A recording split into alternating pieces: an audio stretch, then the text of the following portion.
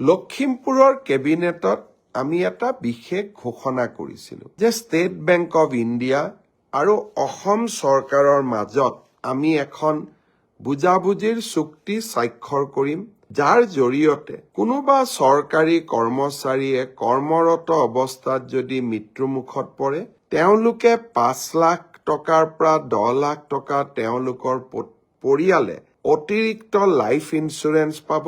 চৰকাৰৰ পৰা পোৱা সহায়ৰ উপৰিও দুৰ্ঘটনাজনিত কাৰণত মৃত্যু হলে 1 কোটি টকা পৰিয়ালটোৱে পাব, আৰু যদি দুৰ্ঘটনাত পাৰ্মানেণ্ট ডিজেবল হয় তেতিয়াও তেওঁলোকে 70 লাখ টকা তেওঁলোকে পৰিয়ালটোৱে লাভ কৰিব।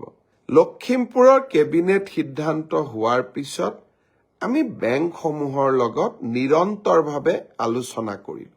1 জানুৱাৰী তাৰিখে নতুন বছৰৰ আৰম্ভণিতে state bank of India, union bank of India আৰু আন কেইবাটাও বেংক য'ত নেকি আমাৰ চৰকাৰী কৰ্মচাৰীসকলে দৰমহাৰ লেনদেন কৰে, তেওঁলোকৰ লগত আমি বুজাবুজিৰ চুক্তি স্বাক্ষৰ কৰিম। অৰ্থাৎ 1 তাৰিখৰ পৰাই এই কেবিনেট সিদ্ধান্ত কাৰ্যকৰী হ'ব।